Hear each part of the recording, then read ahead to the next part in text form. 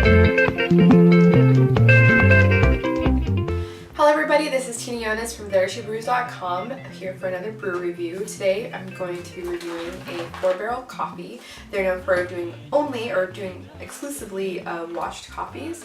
Last week I went over dry process, so I might as well go over wet process quickly today. So what happens is they take, after they harvest the ripe coffee cherry, they put it through a machine that actually spits out the coffee cherry and then in the other area they spit out the actual coffee bean. The coffee bean is covered in a mucilage layer and it's quite sticky. They add it into a water tub where they either add probiotics or they allow the natural probiotics to populate the water, and they ferment the beans. The fermentation process actually weakens the mucilage area, and after a certain point in time they go ahead and they wash it over and over again until the bean is completely the mucilage layer is completely gone. At that point they take the wet cherries and they put it on drying beds, and the drying beds are lifted from the ground. They're actually called African drying beds, and they actually allow circulation from the top and the bottom area, unlike the Latin American style drying platforms, and it's actually just a concrete floor where they continuously turn the coffee. So it actually allows for more even drying with African drying bed style, it is, because there's airflow on two sides instead of just one. And what's nice about washed coffee is it tastes very clean. Also, irregularities are probably harder to get with washed coffees, also because since it is soaked in water, the water density in all the beans are essentially the same because they're all soaked for a number of hours. So when you actually dry them, they dry very evenly, unlike the drying process where it is, not very uniform because they are drying the bean with the cherry on. So the water isn't very constant by any means. Also, if you've never heard of SL28 or SL34 or want to know what SL means, SL means Scott Laboratories, and Scott Laboratories was a Dutch laboratory that was experimenting with blending Bourbon, Mocha, and a Yemen Typica, and those three were hybridized together to create a high-yielding, delicious, and disease-resistant coffee variety.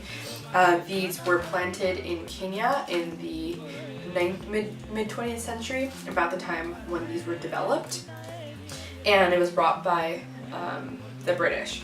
What's interesting about Kenyan coffee is that it actually traveled all around the world before it got to Kenya, even though it shares a border with Ethiopia, the birthplace of coffee. So I think that's very interesting. So let's go ahead and try it. The SL28 and SL34 varietals are known for both being very sweet, being very citrusy. The SL28 is known for being extremely citrusy, more than the SL34. And the SL34 is known for having a very heavy body. And again, these are both very sweet. So let's go ahead and try it. Apparently 4-barrel says that this also carries some blackberry notes. It also has a lime fragrance. So I'm going to go ahead and grind it. Today I'm going to be using my French press, and after I'm done brewing it in here, I'm actually going to put it through my Chemex filter. I find this produces the most consistently delicious cup, and yeah, let's go ahead and do it. Cheers! So we're going to begin by taking our trusty scale. I'm going to be doing French press, so I'm going to want 56 grams of coffee in here. 56 grams, which to me is the perfect amount of coffee. This is a convention already set, but I played around with it and it's a convention for a reason. It makes sense. I'm going to go ahead and put it into my grinder cup, just to pour it into my grinder. I'm actually using a Baratza Maestro grinder. I'm going to go ahead and grind this up. I'm actually going to grind it at the, of course, the very coarse setting, so I'll be right back. So at this point, I'm going to move my scale. I'm going to take my French press, remove the top. I'm going to take my coffee grounds and add it in. Then I'm going to get my trusty kettle again, and I'm going to go ahead and pour it to the halfway mark of this 5-cup French press.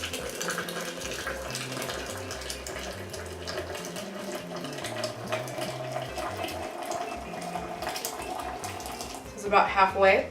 I'm actually going to set my timer for 4 minutes, and I'm going to allow this to bloom. I'm just going to top this off actually to keep it nice and warm. Okay, after 4 minutes, I'm going to go ahead and mix this up. And then I'm going to add the rest of my water.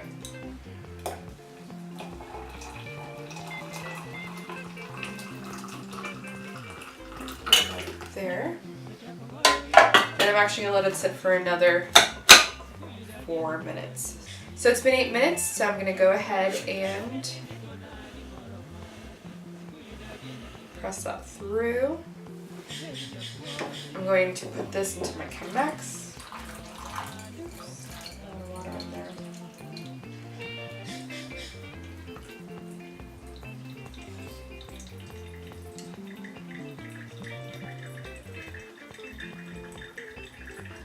I'm thinking now I probably should have rinsed my Chemex filter beforehand, but I've forgotten before and it really did not affect this taste that much. So I'm just going to go ahead and let that run through. So there's actually a fair amount of coffee grounds in there, which I find very interesting.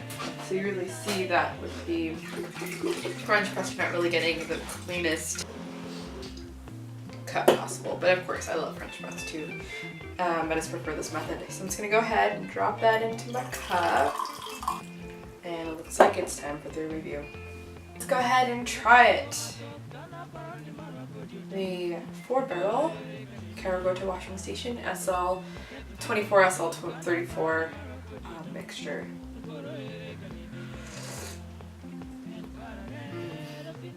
Delicious. Oh my gosh, the acidity picks up from the very beginning. You get that burst of citrus. Like I said earlier, the SL24 definitely promises that.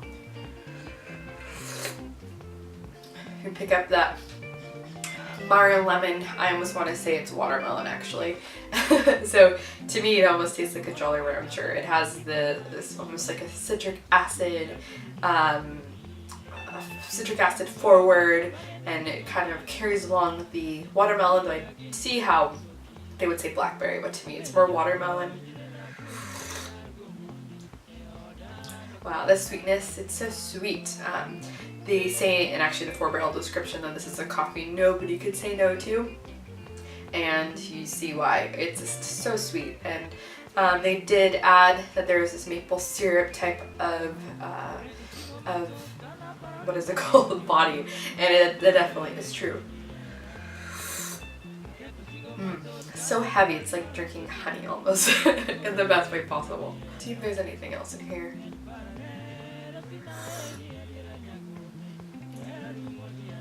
Oh yeah, I don't know. It's almost like, I don't know, it's almost like a Manuka raisin, not a Thompson raisin, which is what you're maybe familiar with, but Manuka, where it has this vibrancy, this lightness. So usually with raisins are not considered that, but you know, good raisins.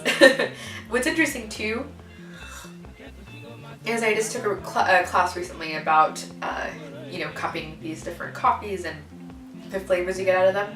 Just because it isn't on the actual bag or not on the actual description doesn't mean those flavors aren't in there.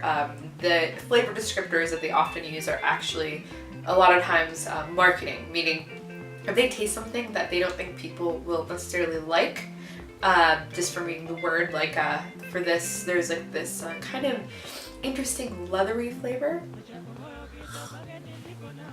It doesn't mean that you're actually just tasting random things or tasting things that don't exist. They won't put something like that in there because they're scared. They don't want to scare people off, which I totally understand that. But that's why I think it is very important that people write the reviews on these different coffees, because you're not necessarily getting the full picture most of the time when you're reading these coffee flavor descriptors. I hope you enjoyed this video, and happy brewing. Cheers.